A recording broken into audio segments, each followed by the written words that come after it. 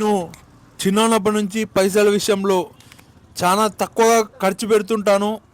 ఎక్కువ శాతం నేను పైసలు అనేటివి ఖర్చు పెట్టాను. ఒక్కొక్కసారి అనుకోకుండా ఖర్చు పెట్టాల్సి వస్తుంది. ఖర్చు పెట్టినప్పుడు కూడా మా పేరెంట్స్ వచ్చి అలా ఖర్చు పెట్టకూడదు అని చెప్తుంటారు. ఇవన్నీ వదిలిపెడితే నేను ఎక్కువ శాతం పైసలు ఖర్చు పెట్టే మనిషిని కాదు. ఒక 100 రూపాయలు దాపెట్టుకొని ఇంటికి వచ్చిన రోజులు ఉన్నాయి. ఇంటర్లో మా డాడీని పైసలు అడగలేక ఎంతో పైసలు నా పైన ఖర్చు పెడుతున్నాడు, నేను ఏమీ సాధించలేను అని మైండ్లో ఏదైనా చెయ్యాలి అని పైసలు మిగిలిస్తూ ఓకే. ఇక్కడ చాలామంది చినిగిపోయిన బనియన్లు, చినిగిపోయిన చెడ్లు వేసుకున్నారు. నేను కూడా ఒకప్పుడు వేసుకున్నాను. ఒకప్పుడు అనేతోళ్ళు వీధి దీపం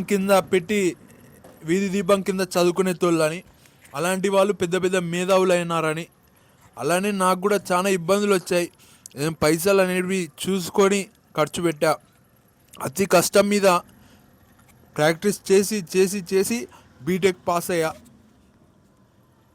ఆన్సర్లు గుర్తుకుండకుండే ఒక 2-3 సార్లు రాసి అది ఎగ్జామ్ పేపర్ పైన రాయాలి. అలా చేస్తుంటే నేను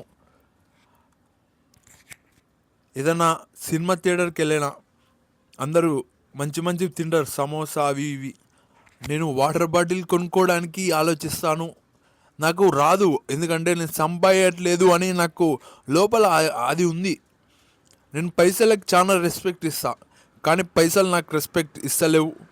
చాలా వరకు తెలుసు మీకు, కొద్దిగా మంచిగా డబ్బు సంపాదించాలి అని. నేను డబ్బులు సంపాదించినాక కూడా పైసలు అనేది చూసుకొనే వాడాలి. పైసలు ఎంత ఇంపార్టెంటో ఏదన్నా ముఖ్యమైన సమయంలో తెలుస్తుంది. ఇలా బయట చాలా వరకు బీదవాళ్ళు ఉన్నారు, ఆరోగ్యశ్రీ అంటారు, లేకుంటే ఎవరినైనా పైసలు అడుగుతారు. అది రాకూడదు మనకు. ఇక్కడ చాలా వరకు కొందరికి ఆస్తులు ఉన్నాయి, వాళ్ళు ధైర్యంగా బతుకుతారు. మా డాడీ మా తాత ఏదో సంపాదించారు. ఇప్పుడు ఇంత ధైర్యంగా ఫోన్లో మాట్లాడుతున్నాను అంటే మా డాడీ మా తాతని ఏం చెప్పుకోవచ్చు. మా తాతకి ఇంకా ఆస్తి ఉండేది, అది కూడా వదిలేశాడు. లేకుంటే ఇక ఒక మంచి కాంప్లెక్స్ ఉండేది నాకు. ఈ కాంప్లెక్స్లో ఇలా డబ్బు చూసుకొని వాడుతుంటే నేను ఇక్కడ సినిమాలకు పోవాలంటే కూడా ఆలోచిస్తుంటే పైసలు ఖర్చు అవుతాయి. 500, 200 ఇక్కడ గద్వాల్లో కూడా వచ్చినప్పుడు పవన్ కళ్యాణ్ మూవీ పడిండే బ్రో బేబీ. పవన్ కళ్యాణ్ మూవీకి పోదామంటే 200 అంట, 250 అంట. అలా భయం. ఇక్కడ మా డాడీ పో అని ఎంకరేజ్ చేసేటోడు, ఇంకా నేనే పోకుండి. అలాంటి పరిస్థితుల నుంచి ఒకప్పుడు ఛాయ్ తాదామంటే కూడా పైసలు అయిపోతాయి అని ఆలోచిస్తుంది. ఇప్పుడన్నా ఛాయ్ తాగుతున్నాను. అట్లా ఆ పరిస్థితి నుంచి వచ్చాను నేను. ఇప్పుడు కొద్దిగా ఖర్చు పెడుతున్నాను పైసలు, మరీ ఎక్కువ ఖర్చు పెట్టట్లేదు. ఖర్చు పెట్టాల్సి వస్తుంది. వీళ్ళు తెలిసిన వాళ్ళు, రాజన్న వీళ్ళు వచ్చారు, కనీసం మనిషి వచ్చాడు అని ఒక ఛాయ్ తాపుతున్నా. ఎన్నో ఇబ్బందులు. ఏమీ అవసరం అతనికి రోజు ఛాయ్ తాపనిక, అతను రోజు వీడియో తీయడానికి ఏం అవసరం?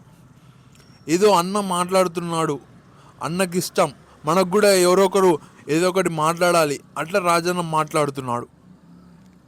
ఇట్లా చాలా వరకు పైసలు ఆదా చేద్దామని ఉంది నాకు. రేపు ఫ్యూచర్లో కూడా పైసలు వస్తే ఇది ఎవరైనా ఈ మంచి ఐడియాని పెట్టుకోండి. రేపు ఎలా ఉంటుందో తెలియదు. ఈ జనరేషన్ బాగుంటుంది, రేపు ఒకలా ఫ్యూచర్ జనరేషన్లు ఎలా ఉంటాయో తెలియదు. ఓకే, నేనైతే పెళ్ళి చేసుకున్నప్పుడు తిరుగు గురించి మాట్లాడాలి. ఎప్పుడైతే డబ్బు రావట్లేదు, నేను వేరే విధంగా డబ్బు ఖర్చు పెడదాం అనుకుంటున్నా. మీకు అర్థమయ్యేటట్టుగా చెప్తున్నాను. మీ జనరేషన్లు, మీ పిల్లల జనరేషన్లు చాలా ఇబ్బంది పడతాయి. కాబట్టి రూపాయి ఖర్చు చూసుకొని చేయండి. మంచివి తినండి. నేను హెల్తీ ఫుడ్ తింటాను. హెల్తీ ఫుడ్ అప్పుడప్పుడు సమోసా, జిలేబీ తింటాను. నేను జిలేబీ కూడా తినకుండి, ఒకప్పుడు ఏం తినకుండి ఇప్పుడు ఖర్చు పెడుతున్నా. ఇక్కడ నేను ఎక్కువ తినేది రొట్టె, బిర్యానీ కూడా దాదాపుగా తింటా లేను.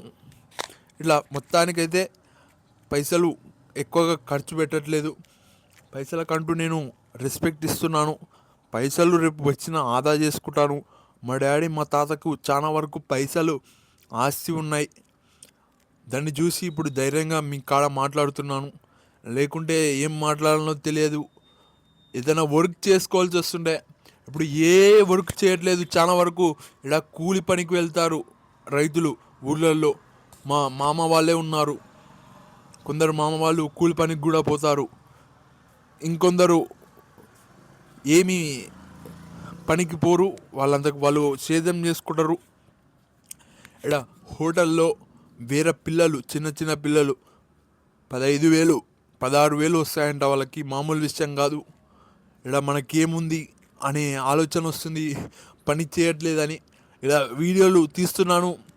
ఒక హీరో లాగా ఉంటావన్నా అని అనేటోళ్ళు ఈ డైలాగ్ కోసమన్నా ఈడ మనం వీడియోలలో మాట్లాడాలి అని ఒక పిక్చర్ లాగా ఒక పిక్చర్ తీయాలి పైసలతో అని ఇంత మంచి ఆలోచనలు. ఆ పిక్చర్ పైసలు కొద్దిగా సమాజానికి కూడా వాడాలి.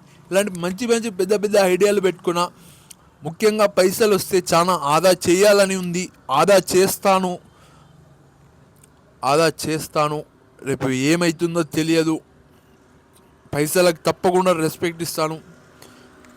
నాకు కూడా వస్తాయి. ఇంత పైసలకు రెస్పెక్ట్ ఇచ్చేవాడిని నేను. పైసలు నాకు రెస్పెక్ట్ ఇవ్వదా? తప్పకుండా వస్తాయి. మళ్ళీ ఒక దునియాలోనే శ్రీమంతుడిగా నన్ను చూడబోతున్నారు అని నాకు అనిపిస్తుంది. Thank you.